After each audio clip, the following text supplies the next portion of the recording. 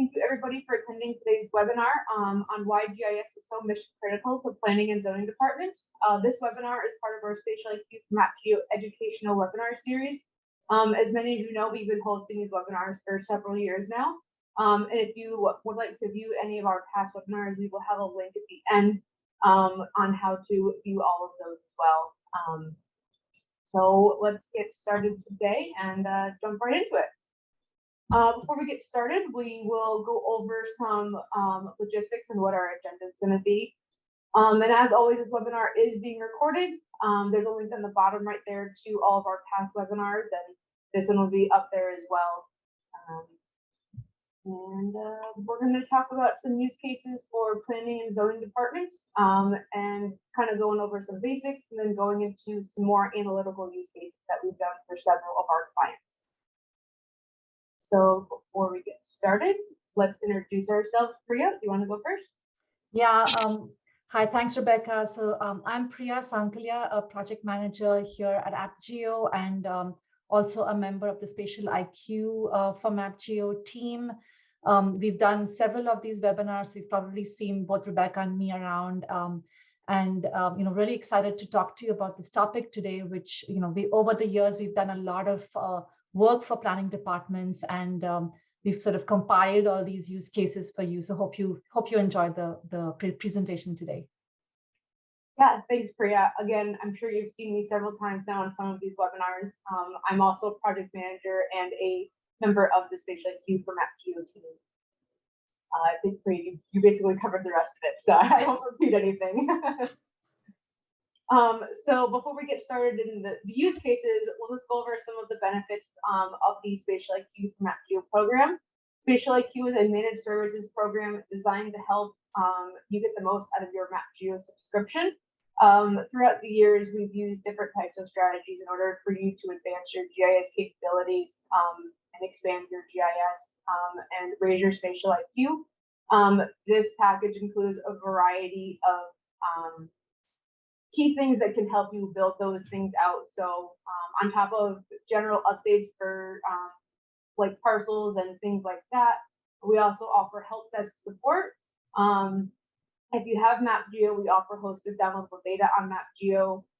And with that, depending on what tier you get, you also get some interesting overlays from MapGeo for new themes, as well as a strategic planning meeting, which we meet with all staff in your municipality to get their kind of needs and wants for GIS and how we can help them get there. So that's just about the Spatial IQ program. And of course, these webinars are also in that package.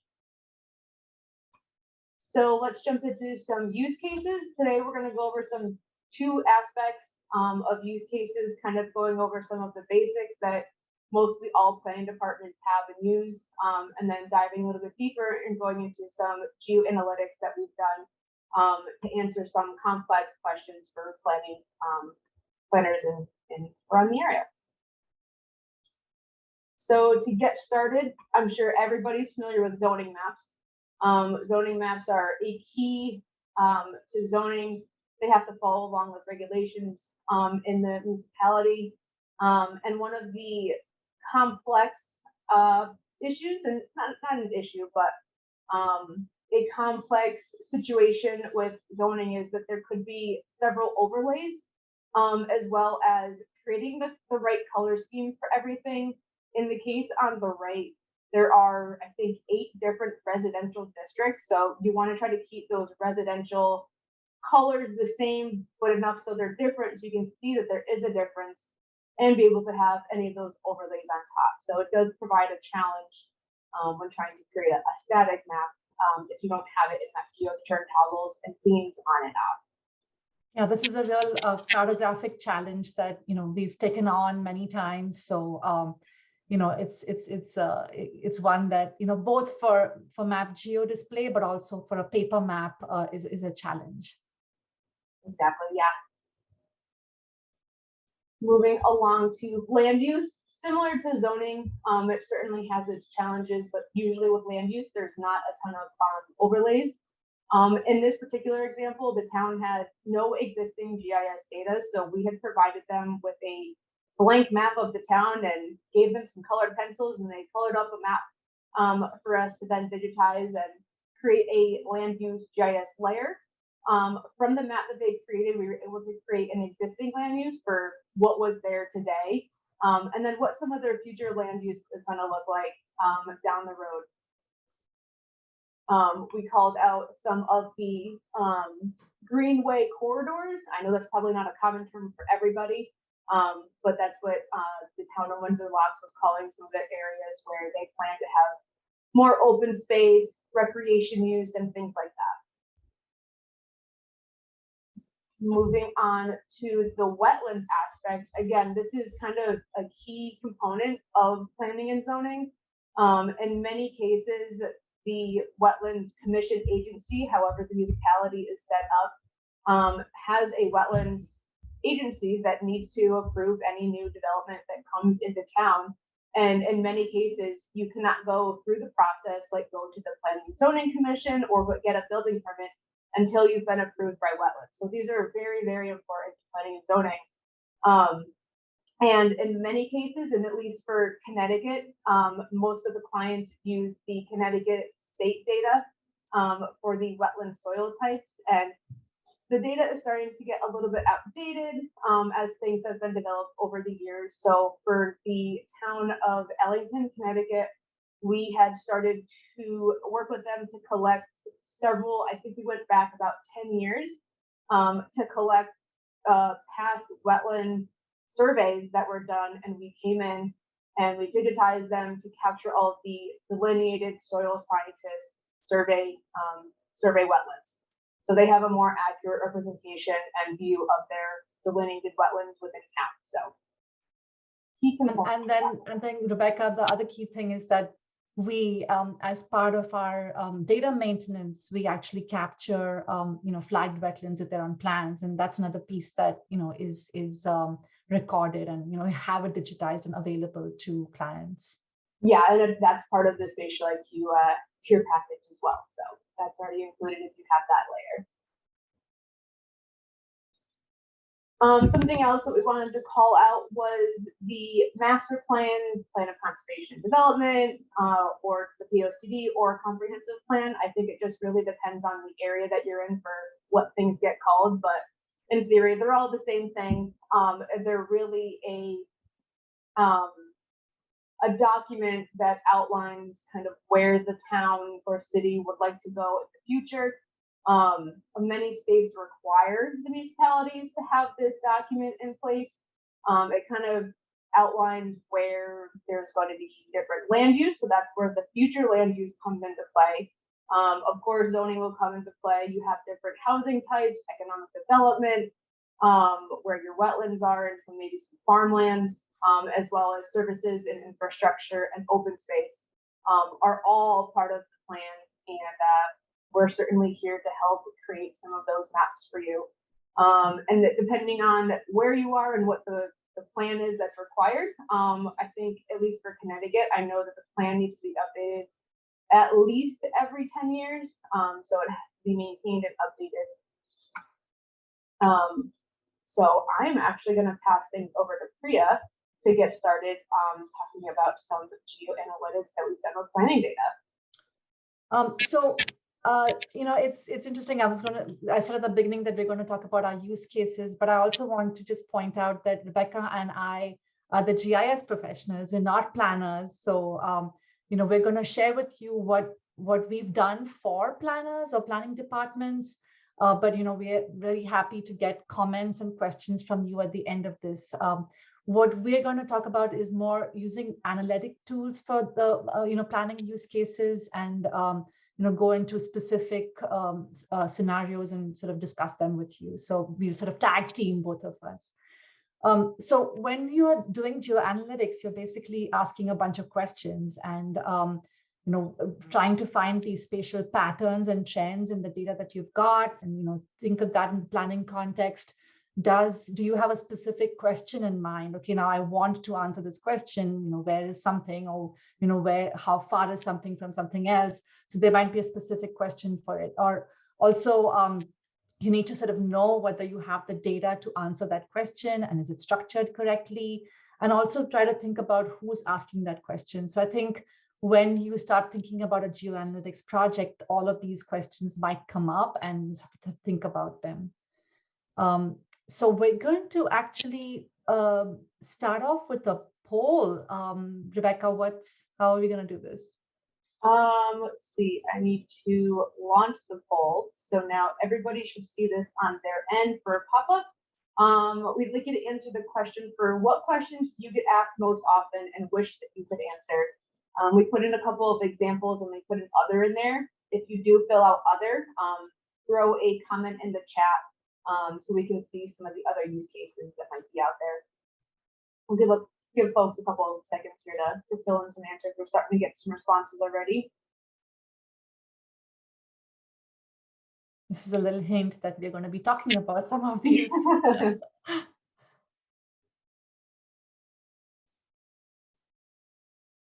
Yeah, it'll be really interesting to see if you've got other use cases. I'm sure there are. So, feel free to throw those in here and we can look at them.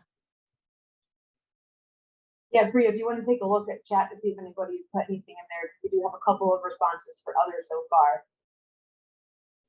I'm not sure if they've had a chance to throw anything in there yet, but we've got about 75% responses. So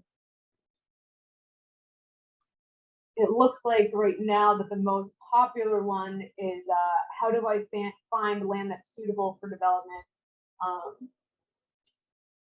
or particular use. I think that's definitely a common one that we're seeing. The other one that people have been looking at is regarding economic growth and maybe some sidewalk expansion. So yeah, really interesting. And like Priya said, we are going to be talking more in depth about some of these topics. So in the chat, a bunch of people have put a few things. Awesome. I mean, actually, Rebecca, we didn't put this one in, but I think it's critical having FEMA overlay mapping on GIS. I mean, that's absolutely basic. And I'm almost wondering why we didn't include that. Where other right-of-ways and other use case could be current and potential tree planting areas. So we'll be, talking about tree cover, but where you can put them, land and management area, ownership and responsibility. So yeah, all really great use cases, and hope that this FEMA is a service that can be pulled into interactive maps. Yep, and we have that, and maybe we can actually pull that up. All of our MapGeo sites, if you are a MapGeo subscriber, will automatically give you that FEMA layer, so you can look at your parcels in the context of the FEMA data. So yeah, maybe we can put an example of that at the end, because I know several clients have it. They've also had a couple of things built out so they can click on the exact square that it's within to for particular parcels. So those are great examples. All right, I will end the poll and we will continue on. okay, yeah, back to you. So what I wanted to do was actually sort of review a little bit about what tools we use to do some of these analyses. On a high level, what as you can imagine, what we are doing is we are either extracting data from something from the data set. So you're asking a question of the data, show me these specific attributes, and again pulling that out. Or you might set up a query which then pulls out the data that you need. Or you might be doing an overlay. So that's that FEMA example. What are the parcels that are sitting on top of the FEMA layer? So that pull those out. Or you could be doing a distance query where you're saying, okay, I want to exclude or include something that's within or outside of a certain distance. So that's another way of looking at this. And that's the question that you can ask. And then finally, statistics. So you're also summarizing on something. So you say, okay, now that I've got all this information, conflate it or summarize it based on a specific criteria or a specific attribute. Or how often does it happen? It's the frequency of it, So these are the sort of the 4 high-level approaches that we'd be using for all these use cases that we're going to describe today. And also to let you know, all of this can be done in any GIS software. Of course, we use Esri tools, but there's also others like FME, Safe Software's FME. And we also use another tool called Alteryx. So all these tools allow you to do what is called ETL. So that's the extraction, transformation, and load. But you can also, do all of these spatial analysis, and of course, in all the Esri tools and in FME as well. So all the use cases that we'll be describing to you have been done in all these different tools. Next slide, Rebecca. Great, thanks, Priya. So I will go over some of the projects that we've done for some potential development analysis. In all of these cases, we were given specific criteria for the parcel that was in question, if it could be developed or not. So some of the criteria that we had was the parcel has to be greater than a certain amount of acreage. I think for all of these cases, it was at least 3 acres, and up. Certain ones, like the one on the right on Marlboro, was a 15-acre parcel. So it just depended on the criteria for the size, if the parcel could be currently developed or not. In some of these cases, they had asked if there was a large amount of land with only one building on it, that land could be subdivided, and another building could be added to the back or to another lot as something. Again, here comes the theme on the flood zones. Parcel cannot be within the flood zone. Parcel couldn't contain a certain slope, or if there were significant wetlands or water bodies. And one of the other criteria that we had for 2 of these examples was it already protected open space? So those are just some of the criteria that we had. And there are certainly other ones too that have more of the natural factors that were in these particular cases. But Priya, building off of this, do you want to talk about the build-out analysis that you did? Yeah, so what Rebecca is describing is essentially a build-out analysis, and you can you can flip it around, like you can find the potential development areas or analyze your city, your town, your county, your state, whatever it is, to see what would happen if you had the current zoning and you built it out. So, given current zoning, what's the development potential? And I think this comes into play a lot of times with, when there is a lot of development happening, planners and government officials start thinking about, how is this going to affect the community? So, with this current zoning, what are our expectations? What is it that, how do we want the community to be? So, do you want, if nothing changes, then this is the amount of land that's going to get developed. What is the density going to be? What is the impact on the community? So doing these build-out analyses are helpful to answer those questions. And if the zoning doesn't change, you're going to end up with potentially a lot of sprawl. So we did this work for actually for New Jersey. This was several years ago, but we did it on a county base, on every county basis, and on some of the towns as well. And the idea there, of course, it's all depends on the data that you have available to you. So you can go down to the parcel level, and like Rebecca mentioned about the subdivisions, and there'll be another example that she'll share with you. We did this one a build-out analysis for a town in Massachusetts, where they were finding that depending on the configuration of the lot, people were, buying that lot and then subdividing it. And so they wanted to see what is the potential for that, and, how many more houses are we going to end up with? And so that was another build-out analysis. So these are essentially constraint driven. So, what Rebecca described to you about, okay, remove the FEMA, remove the wetlands. So those are all the constraints, and you set up the constraints, and then the output is telling you, okay, this is what is going to end up in your community after you use the conditions that are available based on the current zoning. So that's an example of build-out analysis. And I think, Rebecca, you're going to talk a little more in detail in the next slide about using this the zoning for looking at conformance and the impact of the zoning.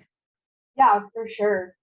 So we've done several analyses to kind of give the town an idea of some of the lots that might not be conforming to their zoning regulations. And what I mean by that is, an example is if a lot is a residential 2 lot, that means that the lot is about 20,000 square feet, and it has about 150 feet of frontage. So an example, if Sally's parcel is about 42,000 square feet and the frontage is 310, then her lot is 2 times larger the area and 2 times larger for the frontage that is required in an R2 zone. So that can notify planners saying, hey, can we change the zoning in this area? Is it just Sally's lot, or is it several lots in her area? And we just flag those out. We've done this for several clients, and one of the other examples that we've done is pulled out some of the lots that are different in size, and then any lots that have split zoning, which is kind of one of the challenges that we find with zoning data. It doesn't always align to parcels. Some parcels have a split zone, depending if it's along a commercial corridor, or if it's in a historic district. There's certain restrictions that different zones have. So doing those analyses to find out where you have some of those non-conforming discrepancies is really helpful for planners. So with that, I'll pass it back to Priya to kind of go over some, take a look at land and land use for economic growth. So, kind of going on the lines of development and, development potential, the federal government had this, they created these opportunity zones as part of the, I think it was the 2017 Jobs Act, where they were providing incentives for development in low-income communities. And so these opportunity zones were created. So there were a few of our clients in Massachusetts who did have opportunity zones, and they wanted to then make information available to potential developers and what's the condition or what's the use of that particular parcel in an opportunity zone. So we put this up on AppGeo so you could see, okay, what is the land use of that specific parcel? What is it zoned for? When was it last sold? What was the last sale price? So all of that information can be easily available to potential developers. And we sort of suggested to them that you could do further analysis on this, and that could involve what is the distance from transit for these parcels, what is the parking availability, and I've put it out there, but the land use, sale price, last sale year, that's already on the, and a lot of this information is available in assessors data, so that's where we pulled it from. And we displayed the assessors data and the opportunity zone together so that they could see all of this information. So, it gives you that opportunity and the information, the added information, instead of digging for it. So this was one of the use cases for economic growth. What do we have next? So we're going to talk about sidewalk suitability. So this analysis kind of came out of the COVID social distancing guidelines that were put out for the 6 feet. So we had done an analysis for some pretty populated areas. We did an example in Gloucester, Massachusetts, and then in West Hartford to see the size of their sidewalks, if they were 6 feet to handle the social distancing. Again, like Priya said, we did utilize FME to kind of build this analysis out and determine areas that had sidewalks greater than 6 feet or not. In the case of West Hartford, in the downtown area, most of their sidewalks were already 6 feet or greater. But in Gloucester, they had a lot of sidewalks that were much less than the 6 feet. And we had used the existing planimetric data for their sidewalks in order to build this analysis. And through FME, we had pulled out the center lines of those sidewalks to get the distance of the sidewalk width to determine the analysis on the size of the sidewalk. So building off of this to kind of see what can happen down the road. Certainly, I think most of us have seen where businesses, mainly restaurants and such, have expanded and roads have been closed or partially closed in order to handle some existing and expansion for social distancing during the pandemic, for outdoor seating or just additional walking areas for folks. Priya, did you have anything that you wanted to add on to this? No, I think that's just right, Rebecca. This is sort of that economic growth piece, right? Like during the pandemic, how could businesses still operate and restaurants still operate? So, doing the planners were doing the analysis of, okay, can we fit these restaurants or these outdoor seating spaces in our downtowns? And we could definitely leverage GIS for that and give them the information. We did it just for the sidewalks, but we had suggested that they could extend this out and do it for outdoor seating as well. Yeah, perfect. Thank you. So I'm going to pass it back to you actually to talk about zoning and context of the housing. Yeah, so this is again a Massachusetts law that's just come out. So for you folks who are outside of the state, I'm sure there are similar use cases, but we have and I know the rest of the country does too, but Massachusetts has a massive housing crunch, and so the law has come out that within a half a mile from a transit stop, this is a commuter rail or a subway station or a ferry terminal, now communities are needing to amend their zoning to make it multifamily zoning in that area. So we had a few towns that reached out to us to look at the parcels, within that zone, that half-mile buffer. And so we just mapped it out for them and give them the information about, who owns those parcels, what is the land use in those parcels. So this is a straightforward buffer, very simple task that can be done in GIS, but then that gives the planners information right away so that they can evaluate what needs to be done and who's going to be impacted by this change. And I think the next slide is more about housing. This is affordable housing. Again, in Massachusetts, there is a requirement that 10% of the housing stock of cities or towns need to be affordable. And there's also a general land area minimum. And so, the towns have to do this calculation where, is the subsidized housing inventory in the town, comprising of this 1.5% of the total land area. So again, of what is zoned for residential, commercial, and industrial. So this is kind of going back to that whole slide where Rebecca showed you the criteria. So, this is the criteria that we have. This is the land area for each of these parcels. So if you have the data for this, doing this analysis is not too hard. I mean, some of them can get complex because you've got all these multiple criteria. For example, calculating that frontage is not trivial. You need to have the data to figure out how to calculate the frontage, especially if you're saying, oh, it has to be adjacent to something or not adjacent to something. So we did this for a few towns, actually, this analysis, and it did get pretty complex because there were some laws and criteria which sort of went into the weeds on how to calculate this general land area minimum. And so, towns are trying to see whether they have reached that 10% housing stock and how they can sort of prove it. So that's what we helped a few towns with for this project. And then kind of building off of that to a point, and kind of going back to the poll question. So figuring out where to build a specific business or whatever. And two of our next cases, we had a question of kind of where is a suitable location for a medical marijuana retail store. And again, we had certain criteria that we had to follow, that it couldn't be near a school, couldn't be within a certain distance of a park, things like that. So we had a very small number of areas that actually were suitable for a retail shop that they were looking for, that had all of the buffers for those special parcels that it couldn't be near. So that was a very interesting analysis to come up with.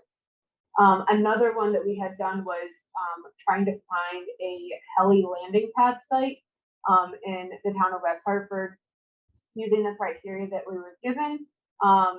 And running an analysis, it actually turned out that there were no available spots that fit that criteria within West Hartford to build a helipad. So I think that was probably one of the first ones that it was kind of like, oh, we've done this analysis, but we can't give you anything because there's nothing to give you. So it's very interesting to see the two different aspects of doing these analyses.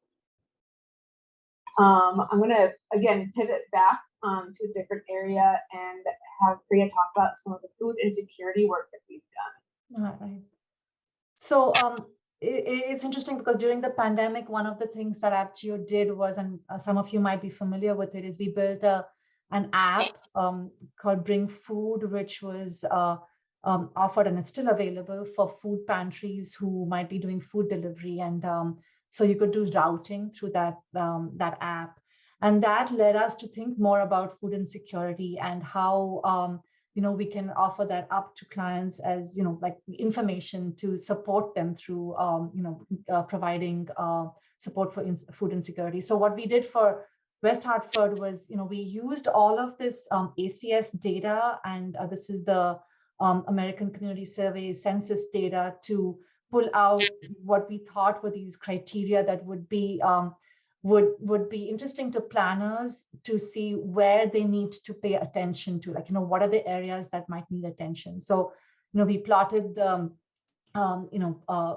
food pantries, and we said, okay, this is how far they are from, a buffer distance from those food pantries. And then what are the demographics of those areas, and where are the people who need the most help living, and can you look at it in that context and say, okay, how do we get them those services? Is it, where do we put this, is a food pantry needed in this location, or how do we get them the services? So, we've given this information. We're not sure if anything was done with it, but it is a way of providing you the information that you might need to make data-driven decisions, essentially, for planning purposes. What are we talking about next, Rebecca? So next, yes, and then thickly settled areas as well. So this is an interesting thing, again, a New England phenomena, which I'm sure is true of the rest of the country as well. But in Massachusetts, there is a criteria that sort of defines what is thickly settled. It is, either a residential or a business district. It's contiguous, to any way in which it's built up, and the structures have to be densely, packed. I think it's 200 feet between them for the distance, or a quarter mile or over. The area needs to be about quarter mile or over. So that's the definition of the thickly settled area. So in fact, one of our clients down of Acton wanted this analysis done. And so we ran the analysis, what are the buildings? And again, we used the planimetric data where the buildings are located, and then did computed the distance between every building. And if it met that criteria, then okay, that parcel was, went into the output. So that's how we produce this output to, give you a boundary of a thickly settled area. Again, run in FME, and you can see that little screenshot of the process that we ran. Not too complicated, but enough that we needed to set it up as a process, a workflow, because a lot of these processes are iterative. So like the build-out analysis as well, you can set it up in these tools, and then you look at the output and say, okay, I think I put in something that I shouldn't have. So you go back, you can tweak it. This is the same thing as Model Builder, FME, Alteryx. All of them have these workflows that you can go back and tweak. So you don't have to manually do every step. You can, set it up as a workflow and then go back to any one spot to adjust it. So that's what we did for coming up with these thickly settled areas. Thanks, Priya. So kind of building off of areas and how they're developed, we can talk about some tree cover. And again, this was one of the topics that we had some interest in full. So we were given tree cover data for a particular town in Connecticut, with the intention to determine the amount of tree cover that are on the parcels that were surrounding this lake. The intention is to see how it impacts the runoff into the lake from the impervious areas. So we had run the analysis based on again, a planimetric layer for their buildings and roads and sidewalks and all of those things, to the impervious cover, and we ran the percentage based on each parcel, and then we also added the percentage of tree cover that was included on each parcel for the town to see the parcels that are surrounding that lake. I know one of the goals going forward and down the road is to do this again with another tree cover from another flyover. I think the data that came from this was from 2018 imagery. So they'll do it again in a couple of years and see anything that's changed. If there's been significant decrease in tree cover and development, and or vice versa, if there's been any areas where trees have been planted and they've now come up. You can see on the screenshots on the left some of the changes that had happened in the park that was along the lake. Where tree cover could certainly have been changed, and looking down the road at some new imagery, that'll be a different area. One of the other things that tree cover can do and help with is with the environmental equity and assessments to determine where to plant trees, taking into consideration urban heat islands and different things like that. Kind of continuing on with the green stuff, we're going to talk about some open space. In the town of West Hartford, we have built out on their MapGeo site a feature in their property panel for parks near me. So we have a park layer in their GIS, and behind the scenes of MapGeo, whenever you select a parcel, you can find a park that's near me. This was similar to the food pantries example that Priya had talked about. So you have any parks that are near you, and you can see that in this particular example, there's 8 parks near me. So you can scroll through and find the park that you might want to go to, depending on what the amenities and offerings that they have are. And the example to the right, this is something that we're looking to do for the town, where we're going to try to build out a new data view for them so they can find open outdoor recreation areas that they want to use. So say somebody wants to find the nearest soccer field to them, they can go in and search for the soccer fields and see which one's closest to them. If it's a sports team looking to start playing, is it a school soccer field, or is it in an open area, and different things like that. So that's one of the analysis that we're working on those, and we haven't finished that one yet, but we're excited for that one to come to fruition. So those are all of the use cases that we have. So we're going to ask another poll question here. Let me get this one set up. There we go.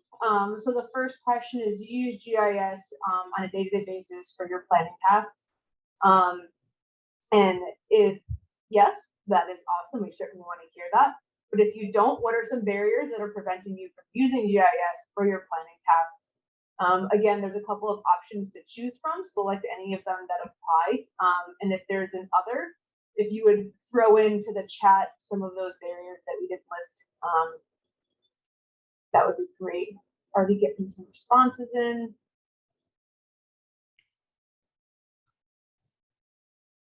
About 40% right now. The top one is the lack of GIS training and knowledge. And I think lack of staffing is coming in a strong second. Yeah, I think that's what we find with working with our like I said at the beginning, we are not the planners, we are the GIS professionals. So teaming up usually is really a good strategy, so that you have somebody else doing the GIS work. But the key thing is to communicate that what's the problem you're trying to solve. I mean, often we actually have clients say, just do this for me, but I'm like, what is it that you're trying to do? So it's helpful to actually know what it is. Wow. Okay. Yeah, I just shared all the results, so if we can take a look at some of the responses. So about 75% that yes, they are using GIS, and the rest are no's. Priya, do we have anything in chat for some of the other reasons why they have, or other barriers that they might have? Yeah, I mean, like, I think there's some people that are saying that they have trouble getting planning on board with GIS, and I think sort of the strategy here is to do it's sort of, I don't know, you could call it budget advocacy, right? You say that what is the and in fact we have a webinar on this as well in our archive somewhere. What is the the ROI on putting in some effort into GIS, return on investment. You invest in GIS, and this is what you get back for it. I mean, a lot of this stuff is difficult for funders to understand, and I think communicating that to them in something that they can understand is helpful. I think I have some chat questions about public doing a query on public GIS. I think there are lots of resources available for the public if you don't want to, if you don't have the funding to do all of this yourself. But every state has pretty good GIS resources, so you can tap into those as well. But of course, we are here, AppGeo is here, so if you need any help and have the funding, we're absolutely happy to help and come up with solutions for your problems. Absolutely. So jumping over to our just kind of summary page here, GIS is used in planning to answer basic and complex spatial questions. Planners can play a large role in advocating for and for growing their GIS programs, which it sounds like some folks may need some additional support to get some of their either the business partners or the mayor or whoever it may be to jump on board for GIS as well. So the planners can definitely help push that to come into fruition. So, and if you aren't using GIS, like Priya just mentioned, certainly have that conversation with us. We are definitely here to help. We've certainly had several use cases come by our path, and certainly excited to see any new cases that we haven't yet done. So let's jump into some Q&A. Does anybody have any questions? You can either throw them into the chat or the Q&A box. We will take those questions now. I think somebody asked about the, was it a graphic?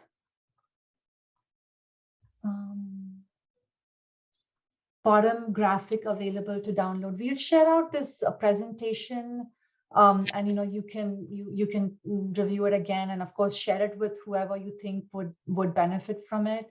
Again, you can reach out to us for more details. I think some of those screenshots were from the FME process, and it's really hard to be able to capture it. The idea was more to sort of show you that, okay, that's what the process looks like. But they're complicated processes, so it's hard to give you the details of them. Yeah, it looks like one of the other questions, what data is needed to do an affordable housing analysis? So certainly the layers that we need would be the parcels. If you have land use already created, if not, we can help create that. Same with the zoning data, and then really what we would need from you on that side is a list of any of the subsidized parcel properties that would need to be included in that. Did I miss anything on that one, Priya? I think that's all that we would. No, I think that's about right, and all of that is usually a lot of that is available in the assessor's data. So having the parcels along with the assessor's data is what we would need. Great. Have you worked with councils on aging, rec departments now more than ever? I not so much councils on aging, but rec departments. We have, like I think Rebecca talked about the open space recreation plan. We worked with a lot of planning departments on like trail stuff. So actually creating the GIS data for trails, trail mapping, putting that up on AppGeo. Like how you saw, where's the park that's closest to me, putting that up on AppGeo. Symbolizing and categorizing the trails. What are the amenities available at any trail? So, having that information, that information in the GIS data is helpful for then symbolizing or querying on it as well. So, so definitely, yes, we've worked with rec departments, in the past, and I'm not sure that we've done much more now, but we definitely have. And councils on aging, it is interesting that you asked the question, because we have worked with organizations that do food delivery in the context of bring food, and the routing software for doing that. So it wasn't specifically councils on aging, but definitely there were organizations that were doing food deliveries to seniors that did come into play. Yeah, I don't think I've had any either that quickly come to the top of my head. But one of the questions that was asked before was some of the FEMA overlays, and I can pull up an example. So let me stop sharing my screen and then I'll reshare another screen. So just bear with me for 1 second.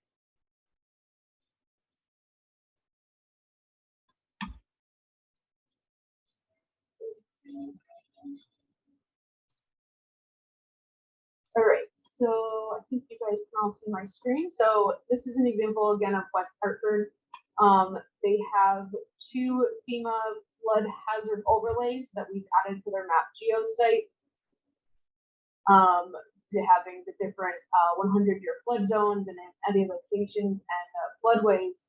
And one of the neat things that we've added, so I've selected a parcel kind of away from the flood zones, and we created the property panel this flood zone layer where you can either view the panel, so it will bring up the FEMA site, which it may take a second to load, but it's linked directly to the FEMA map, that particular frame.